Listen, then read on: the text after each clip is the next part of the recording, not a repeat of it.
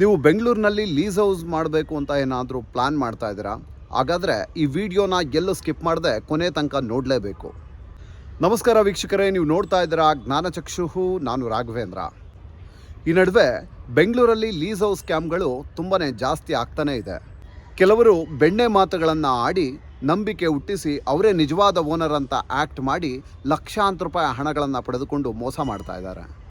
ಮನೆ ಸಿಕ್ತು ಅನ್ನೋ ಖುಷಿಲಿ ನೀವು ಡಾಕ್ಯುಮೆಂಟ್ಸ್ ವೆರಿಫಿಕೇಷನ್ ಮಾಡದೆ ನೀವು ದುಡ್ಡೇನಾರ ಕೊಟ್ಟರೆ ನೀವು ಕಷ್ಟಪಟ್ಟು ಬೆವರು ಸುರಿಸಿ ದುಡ್ದಂಥ ದುಡ್ಡು ಪಂಗನಾಮ ಹಾಕ್ಸ್ಕೊಳ್ಳೋದಂತೂ ಗ್ಯಾರಂಟಿ. ಸೊ ನೀವು ಅಡ್ವಾನ್ಸ್ ಕೊಡೋದಕ್ಕಿಂತ ಮುಂಚೆ ಈ ವಿಡಿಯೋದಲ್ಲಿರೋ 8 ಟಿಪ್ಸ್ನ ನೀವು ಫಾಲೋ ಮಾಡಲೇಬೇಕು.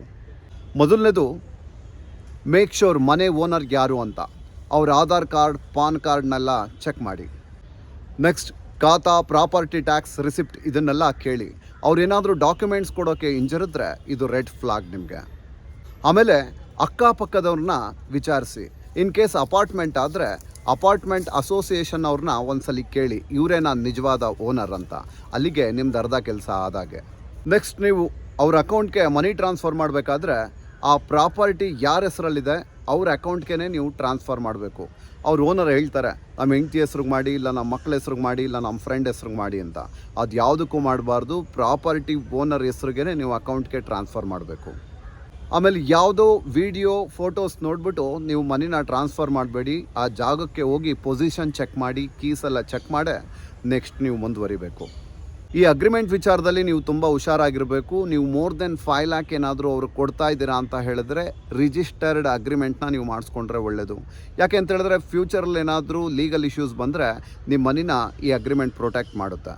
ಏನಂತ ಹೇಳಿದ್ರೆ ನಿಮಗೆ ಬೇರೆ ಈ ಸ್ಟಾಂಪ್ ಅಗ್ರಿಮೆಂಟ್ಗೂ ಇದಕ್ಕೂ ಒಂದು 5-10 ಸಾವಿರ ಜಾಸ್ತಿ ಆಗ್ಬೋದು, ಬಟ್ ಫ್ಯೂಚರಲ್ಲಿ ನಿಮ್ಮ ದುಡ್ಡಿಗೆ ಫುಲ್ ಸೆಕ್ಯೂರ್ ಇರುತ್ತೆ. ಮನೆ ಓನರ್ ಏನಾದರೂ ನಿಮಗೆ ತುಂಬ ಪ್ರೆಷರ್ ಮಾಡಿದ್ರೆ, ಇಲ್ಲಿ ತುಂಬ ಡಿಮ್ಯಾಂಡ್ ಇದೆ, ಇವತ್ತೇ ಅಡ್ವಾನ್ಸ್ ಕೊಡಿ, ನಾಳೆ ಬೇರೆಯವ್ರು ಬಂದರೆ ಬೇರೆಯವರು ಕೊಟ್ಬಿಡ್ತೀವಿ, ಆ ರೀತಿ ಮಾತುಗಳು ಬಂದರೆ ಅಲ್ಲೂ ನೀವು ಹುಷಾರಾಗಿರಬೇಕು. ಇಷ್ಟೆಲ್ಲ ಚೆಕ್ ಮಾಡಾದ್ಮೇಲೂ ಕೂಡ ನಿಮ್ಗೇನಾದರೂ ಸಣ್ಣ ಪುಟ್ಟ ಡೌಟ್ಗಳೇನಾದರೂ ಇದ್ದರೆ ಒಳ್ಳೆ ಲೀಗಲ್ ಅಡ್ವೊಕೇಟ್ ಹತ್ರ ಹೋಗಿ ಲೀಗಲ್ ಒಪಿನಿಯನ್ ತೊಗೊಳ್ಳಿ. ಸಣ್ಣ ಪುಟ್ಟ ಅಮೌಂಟ್ ಖರ್ಚಾದ್ರೂ ಮುಂದೆ ನಿಮ್ಮದು ಲಕ್ಷಾಂತರ ರೂಪಾಯಿ ಅಮೌಂಟ್ ಸೆಕ್ಯೂರ್ ಆಗಿರುತ್ತೆ. ಈ ರೀತಿ ವ್ಯವಹಾರಗಳಲ್ಲಿ ಮಾತುಗಳ ಮೇಲೆ ನಂಬಿಕೆ ಇಡಬೇಡಿ, ಏನಿದ್ರು ಡಾಕ್ಯುಮೆಂಟ್ಸ್ನ ನಂಬಿ.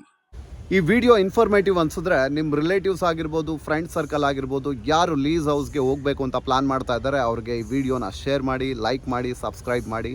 ಮುಂದಿನ ವಿಡಿಯೋದಲ್ಲಿ ಸಿಗ್ತೀನಿ. ನಮಸ್ಕಾರ.